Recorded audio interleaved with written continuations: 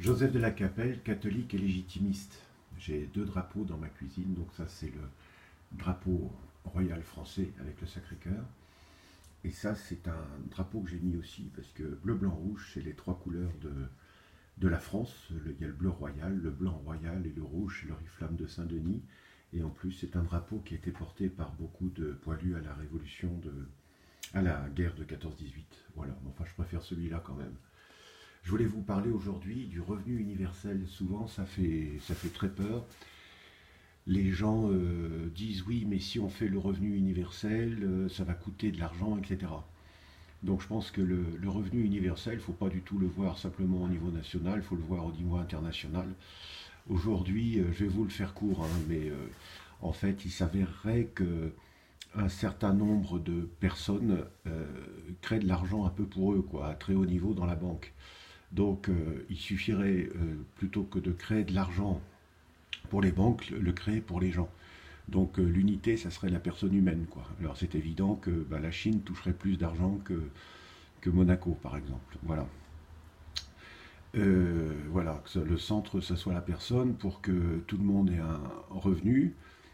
Et donc, ça éviterait les famines, les guerres, etc. Enfin, bref, voilà.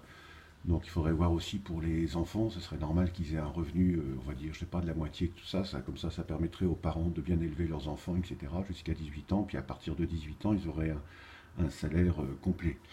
Sur un taux de, alors je ne suis pas économiste, hein, je vous donne des pistes, mais j'ai peut-être complètement tort. Sur une piste, si vous voulez, sur une échelle de 1, c'est-à-dire qu'il y aurait une monnaie universelle. Après que les pays gardent leur monnaie nationale, enfin, ou royale, on va dire, pourquoi pas.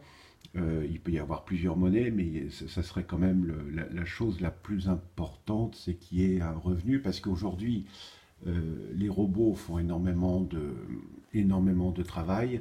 On voit au péage d'autoroute, etc., les choses se font de plus en plus automatiquement.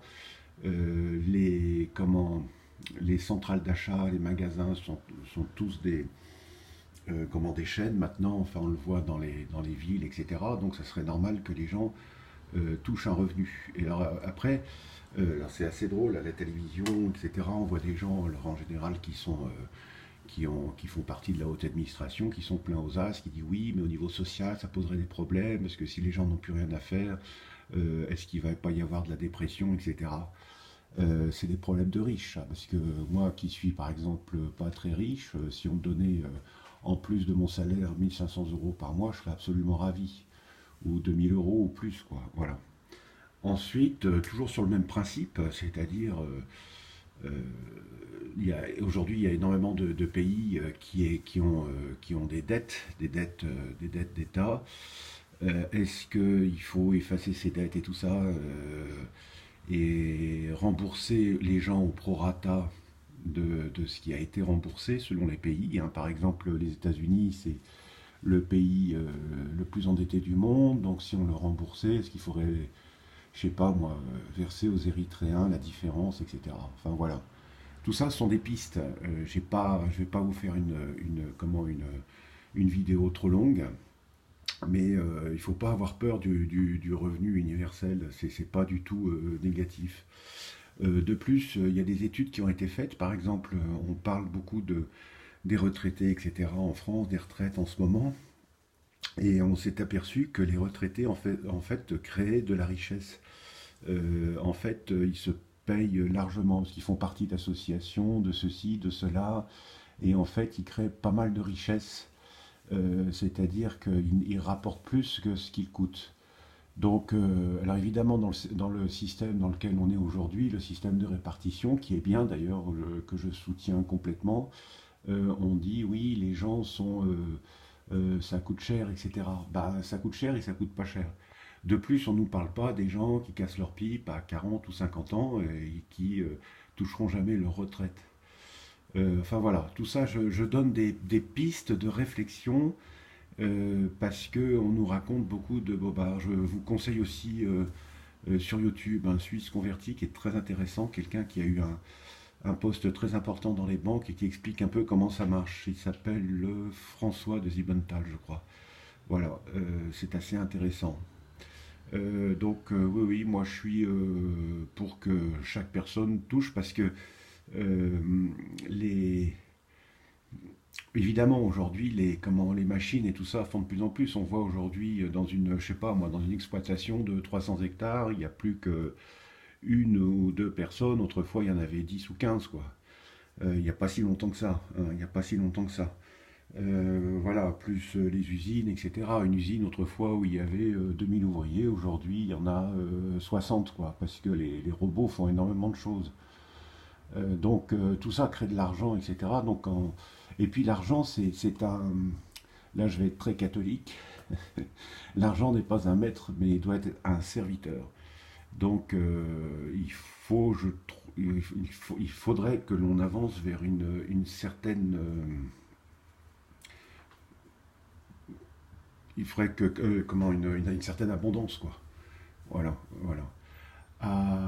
Et voilà. Je voulais vous parler de ça. Après, il y a plein de choses à dire, hein, et puis on en reparlera, etc. Mais il y a énormément de choses à voir là-dessus. Autre chose aussi, je voulais parler de quelque chose. Souvent, les gens aujourd'hui disent, oui, nous sommes en République. Louis XVI s'est fait couper la tête, et maintenant nous sommes en République, etc. Quand Louis XVI s'est fait couper la tête, tout de suite Louis XVII était roi de France. Nous sommes en monarchie. Nous sommes en monarchie. C'est très important. C'est-à-dire que le roi est mort, vive le roi. Donc Alphonse II est décédé, me semble-t-il, le 30 janvier 1989. Depuis, Louis XX est roi de France. La monarchie française est quasiment éternelle, quoi. Voilà, elle est inscrite, puis elle est inscrite dans le cœur de Dieu, etc. La République est un accident. Alors il y a deux républiques. Il y a la République, je dirais, justement anti-monarchiste et anti-roi, voilà, anti-catholique. Donc ça, c'est Voltaire, etc. C'est assez simple à comprendre, hein. Les gens se posent des questions sur la France, etc. On est quand même un peu gouverné depuis juillet 1830 par un club qui s'appelle le Grand Orient. Quand vous posez les questions aux gens de ces clubs-là, ils vous disent effectivement c'est la vérité, quoi, hein. Voilà, comment Philippe, celui qui a succédé à Charles X, donc Louis-Philippe, voilà, Louis-Philippe, etc. Il y a eu toujours cette chose sous-jacente, si vous voulez, voilà. Mais il y a toujours un roi en France. Le roi est mort, vive le roi. Donc ça a été jusqu'au comte de Chambord, et puis après c'est passé au prince carliste, et puis après c'est passé à la branche d'Alphonse XIII, qui est devenu Alphonse Ier de France, etc. Nous vivons en monarchie, qui n'est pas complète aujourd'hui. Tout le monde a bien compris, le roi n'est plus sacré, et voilà, enfin bref. Mais nous sommes en monarchie catholique et royale. Et la République n'est qu'un accident. Ça, c'est très important à comprendre. Voilà, à très bientôt, que Dieu vous protège, Deus et Rex, euh, Sainte Jeanne d'Arc, Saint Padre Pio, Sainte Thérèse de l'Enfant Jésus, Saint Joseph, priez pour nous. Sacré-Cœur de Jésus, Sacré-Cœur de Marie, j'ai confiance en vous. Notre-Dame de Boulogne, priez pour nous. À très bientôt, Deus et Rex.